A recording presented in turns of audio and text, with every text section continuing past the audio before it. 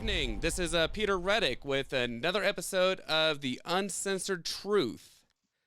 Today we have a very special guest with us. We have Mr. VERL FARNSWORTH from Mesa, Arizona.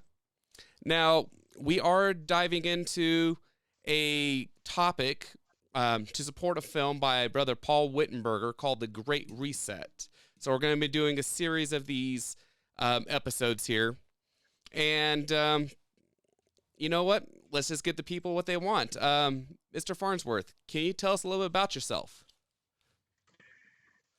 Well, there's not a lot to know, but what there is to know is that I'm a great patriot, that Barbara and I are the parents of 13 children. We have a large investment in our community, and that I am a retired businessman in the construction industry. And I have for the last 10 years been teaching the Constitution everywhere through the state of Arizona. And it's much needed, and I'm much fulfilled in doing that. And there is an awakening taking place. It's a subject that we have long ignored, but we're not too late. The people are awakening, and once they understand what their rights are and what that means, they'll come to the battle, and truth will win in the end. And that's what I'm engaged in. And I just want to speak the truth, and I want to warn my friends and neighbors, but I need their help, and they need my help. So that's the journey we're on. Absolutely. Now, let me ask you something. Why is it that the Constitution is so important? Well, the reason the Constitution is important, it protects us from government. Most people have a misunderstanding that the Constitution is rules for the people. But the Constitution is actually rules for which the government, it's a corral or a pen that the government gets put in that they can't get out of. And they have to operate within those boundaries because the people are the givers of all of the rights. Those gifts and rights are gifts from God himself. They are called unalienable. And we're accountable to him how we handle those. And what we do is we loan those rights, portions of them, not all of them by any means, but they are scripted, they are written, and they are mentioned in the Constitution, the rights that the people have loaned to its government.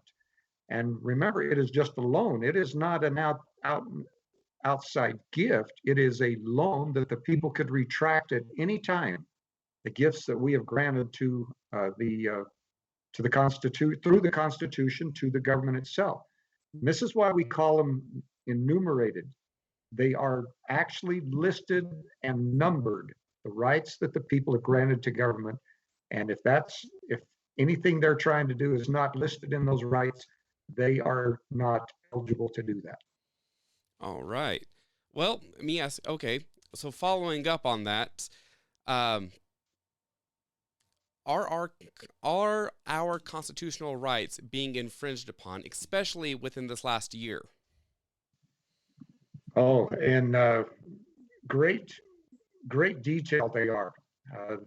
In the First Amendment are 5 parts: religion, speech, assembly, petition.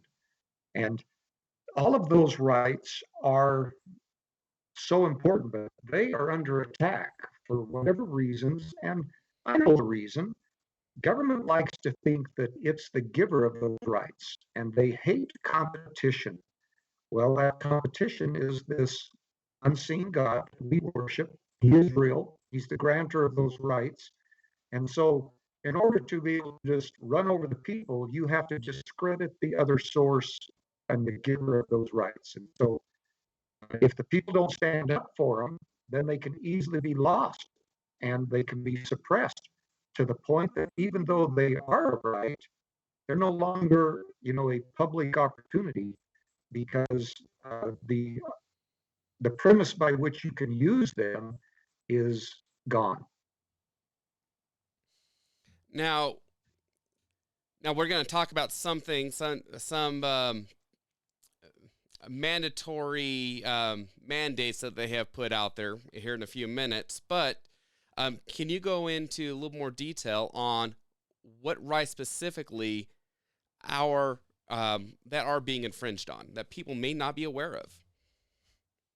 Well, certainly speech, worship, religion, and in the our right to privacy, our right to due process, our right to private property is being overtaxed considerably, which to the point means that you really don't own anything anymore because the government always has a stake in whatever it is that you have. The taxation process has become so burdensome that you're never free. You're never free. And so those are just a couple of those areas, but even the ability to move freely about and to make choices like what you want to do in life, where you want to go, who you want to see, all of those are being infringed upon through what we're seeing even today, this COVID-19 pandemic that is, uh, according to their description, raging, rampaging, throughout the world. That's just a cover for an opportunity for government to infringe upon those inalienable rights that we each have. Now, there is a phrase going out nowadays called the Great Reset. What is the Great Reset and how is it affecting us? Well, I think others might have a little bit of a different definition, but the Great Reset is that from a government position is that they now are smarter than everybody. They know exactly what we need.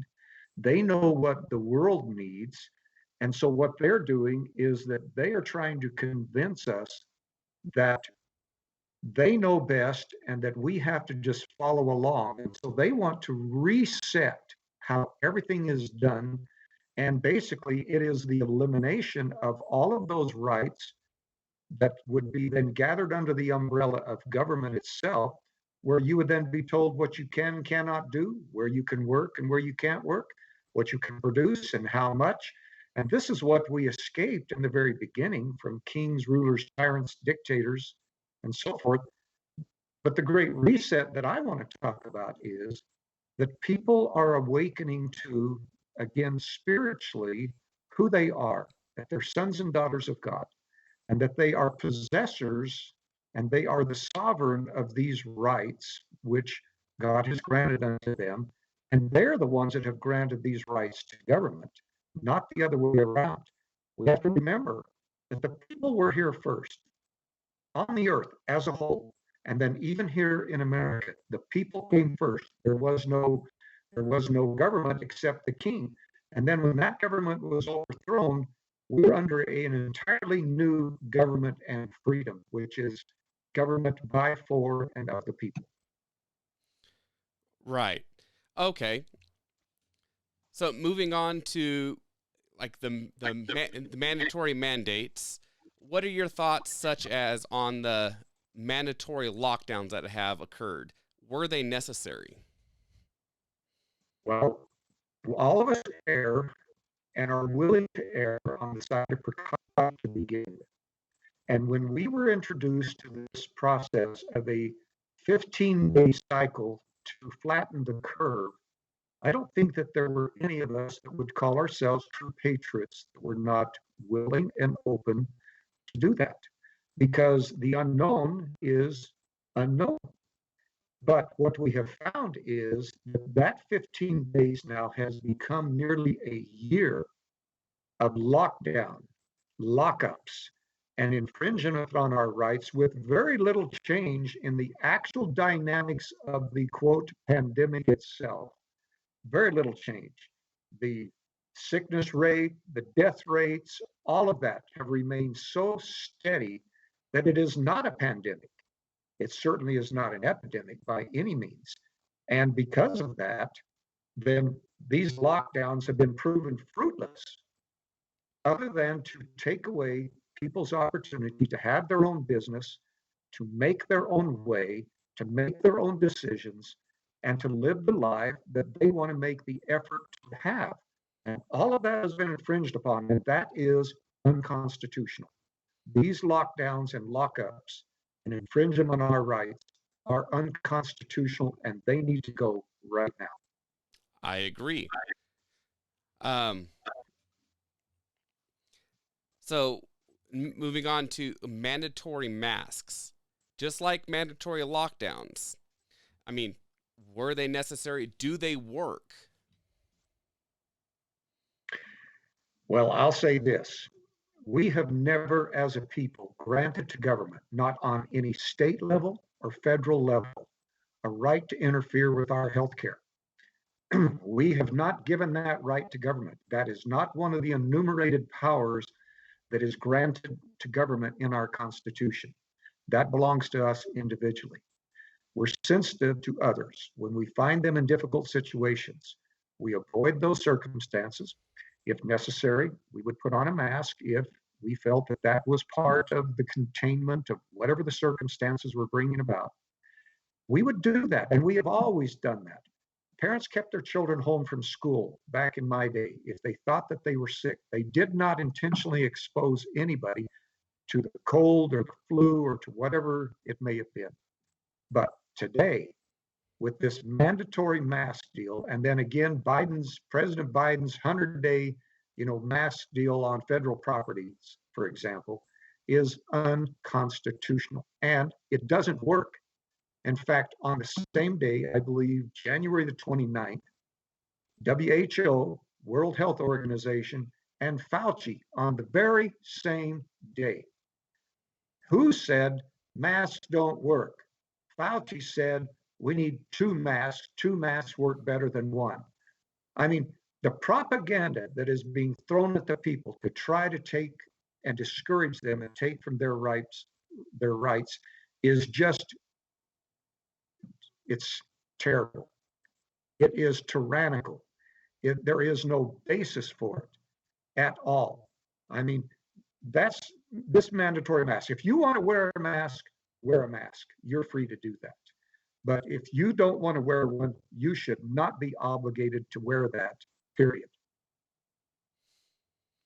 Now, I remember when we interviewed you just a couple weeks ago, you had a specific quote that explained it perfectly. And I believe it was, if 6 feet worked, why wear a mask? If mask works, why a vaccine? Well, I mean, it all makes sense. Right. If masks work, then why does the next person have to wear a mask if your mask works? Okay, second, if the social distancing of 6 feet works, which we know is just entirely a number grabbed out of space, if that worked, why a mask? And then if the vaccines work, then why either? And then what we've now learned is this, that the vaccine is not going to help you from catching COVID. It is simply the possibility that if you catch COVID, what we're now being taught is that it won't be as severe as it would have been otherwise. And yet the recovery rate of those that catch COVID is above 99%. And so is all of this worth the risk of what everybody's jumping through? And talk about the unnecessary deaths. I don't even know the number today, but it's well into the hundreds now of those who have died as a result of taking this vaccine shot. I mean, it is just carelessness on behalf of our government and those who keep pushing these situations and trying to lock the people down. And their doctrine is not even understandable. I agree. Well, let's just clarify something real quick, because there's a lot of scary terminology that people throw out there and that makes it sound legal. So, especially with Biden's new 100-day mandate for the masks, are mandates legal? Are they law? Well, they're not. They're not legal and they're not law. And it is an oppressive tool, is all that it is. It is just a reason to harass. Now, those who don't want to understand their rights, then they'll put on a mask and they'll be led around like sheep. And they'll just follow that, sheepdog right on down the path. Well, in the meantime, if you're going to just follow with, the masses, what are you literally doing for yourself? You are giving into an illegal mandate, which is not a law, and there is no way that anybody is going to be convicted of a crime because they refuse to wear a mask. There is no article of law, none. You would have to be willing to, you would have to be a carrier that has COVID and that you're going around coughing all over people, and you could have contained that with a mask. That's what somebody is going to have to prove in order for any of this, to hold or stick at all. There is not, if you have justice, okay, if you have justice in this process, that's what we don't know whether we have that or not in America, again or not, is whether or not we have a court of justice. Well, I can honestly say the way things have played out over the last few months, especially with this election scandal, doesn't seem like we have. Well, let me make a comment to that. Okay, we have a situation in America that's spelled out in our Constitution, which is due process. Part of that due process is affidavits. If you were on the scene of an accident and you saw that take place, regardless of the type of accident that it was, and you signed an affidavit witnessing to the things that you saw, your affidavit would be investigated and it would be upheld and it would be presented in court in behalf of the parties to get to the bottom of whatever the circumstances were. Now, what has not been allowed to happen now at all is that all of these affidavits, which are in the hundreds, that have been signed against perjury, criminality of perjury. If you lied, you've committed a crime.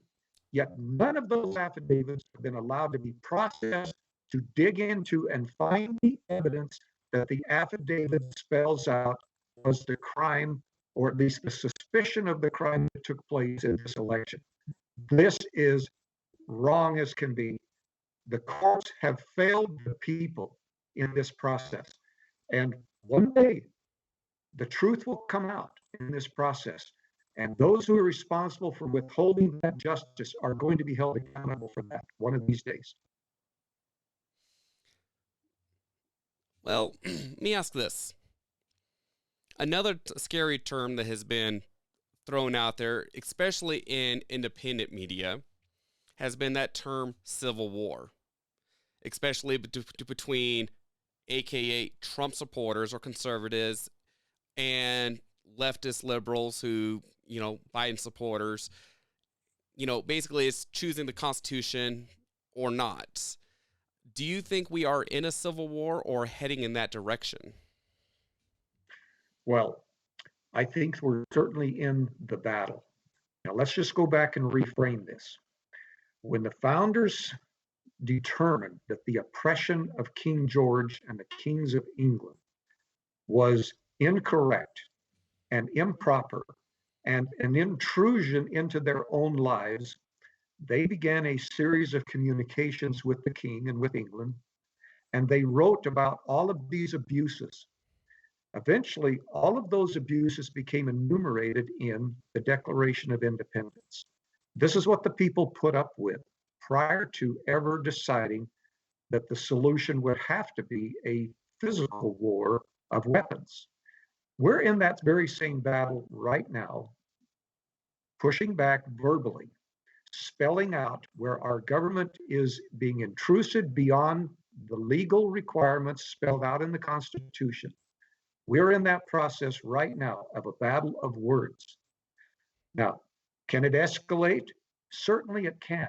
How long could you hold a person down in the process of suffocating them before they would actually strike out at you and grasp and gasp for that last breath of air, because their desire to live was greater than the tyranny being forced upon them to restrain them. Well, everybody has, collectively and individually, a breaking point to where they will choose to fight back against whatever that oppression happens to be. And I hope that we certainly are able to be intelligent and that we can battle this out in the mind with our documents, with the Declaration and the Constitution. I hope that this is enough of a process by which we as a people and those that we have elected now, remember, they are our servants. Those that we have elected are our servants. They are not our rulers. And if we can't have a civil discussion, and then if we can't remove them from office by legitimacy in the voting process, because that process has now become counterfeit, then the people ultimately will be left with no recourse but to have a battle physically to retain their rights. And what we need to remember is these rights are gifts from God. He will hold us accountable. And the Declaration spells out very plainly that when this oppression becomes too much, we have a right and an obligation to overthrow and throw off that tyranny that the people are facing. So, are we in a civil war? I believe that the war has already started. Yes, whenever you recognize that your government has become tyrannical, operating outside of its legal basis spelled out in the Constitution, and when our leaders as a whole will not do their duty as a member of that government operation to restrain the government itself through the three branches that we have, either the courts, either the executive branch, or the legislative branch, then the people will ultimately have no recourse but to defend those rights in whatever manner will be presented to them. So, with all, I mean, this is a lot of information in a short amount of time. And like I said, we want to get, just some talking points out there, because we want people to watch the film too. What can people do, or what can we do as a country and people as individuals to take a stand and protect themselves and protect their rights? Well, we need to remember that one of those 5 rights in the First Amendment is petition. Our people everywhere need to start petitioning legally their government, their state, their city governments, their state governments, and the federal government, spelling out to them where these rights are being abridged. They need to know and hear from the people that we no longer are going to be blindfolded to what's happening. We will spell out the abuses that we see, and then ultimately we have to engage in conversation. We have to learn the Constitution. We have to learn it as the founders gave it to us, not as people want to interpret it today, not as lawyers, not as elected people want to squeeze out whatever meaning they possibly can in today's world. But we need to learn it as it was given to us by the founders originally. And we need to resort back to those interpretations, because that's where we will then find all the common ground necessary between us and, even at this point, an adversary who doesn't think or believe the way you do about the way the government ought to operate. When we go back to that premise of the Constitution in its original form, we will then have a common base from which to work. Now, this is not going to happen sitting on your couch. It's not going to happen by not getting involved. It will only happen when you decide that you're going to learn the rules of freedom and liberty granted and guaranteed to you in that sacred document, the Constitution. All right. Is there anything personally you would like to add to people? Well, I'm teaching every single week, and I'm making a commitment to that. The founders have told us that things that are worthwhile will require us to engage even to the point of exhaustion. If we give up before we're exhausted, then we have given up way too soon. And so what we have got to do is look at this objectively and understand that if these rights are equal across the board, that they belong to you, to your individual family members, and they belong to your neighbors equally. And if they're not being uh, enforced equally, then there's a problem. That's what needs to be corrected. And so each one of us, we have got to engage in a learning and relearning of the Constitution. And if we're not acting, defending these principles, then we're in an apathetic state. And apathy is the last position you want to be in ever, because the next one is slavery and bondage. And so everybody has got to awaken and to do their part and to get engaged, because the other principle is this, Peter. This gift was given to us by our forefathers, our ancestors, those who preceded us in the 230 years plus that we've had our Constitution. This was a gift to us. We are obligated to pass this gift on to those who follow us. And if we don't do that, God will hold us accountable for dereliction of duty. So everybody has got to be engaged. You can no longer say, my business, my self-interest, my vacation time. We can no longer say that that's going to take precedence over our freedom and our liberties. We have got to be willing to step up now, get engaged in the fight, in the discussion. Oh, and I know that word fight, really gets some people, off of their chair. I'm just saying, if we're not engaged in this process, then we're not fighting hard enough. I completely agree with everything you just said on there. And one way you guys can fight is, if you guys want more information, we're going to be putting out this series over the next several weeks with several different guests talking about this great reset. And, I urge you guys to also go support Brother Paul Wittenberger. You can go to framingtheworld.com. Mm-hmm. And you can support his project for the Great Reset. Now, he's literally traveling from coast to coast several times. And Yes. this gets expensive. So, right now he's doing this out of his own pocket. So, and a lot of it goes towards like the travel expenses, such as hotel rooms, hard drives. Very little, if any of it, is actually going to him. All this is going towards expenses. And so, yeah, he needs help with that. So if you guys want to help him get the word out there, get this message out there, which is important, they can get other people motivated, get them in the fight, and help wake them up. Also, if you like the content you guys see today and you want future content, most important, you guys can support me on Patreon. Every little thing helps as well. Also, most importantly, though, is to like and subscribe and share these videos, because I can almost guarantee, with the way things are going nowadays with censorship, YouTube, all these major platforms are going to be taking these videos down because they don't want you to hear this content.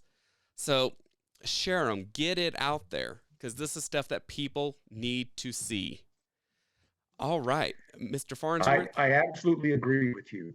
And so this is what it's going to take. Again, what we're obligated to, citizens of the earth, okay, not just citizens of the United States of America, because God is the God of the whole earth.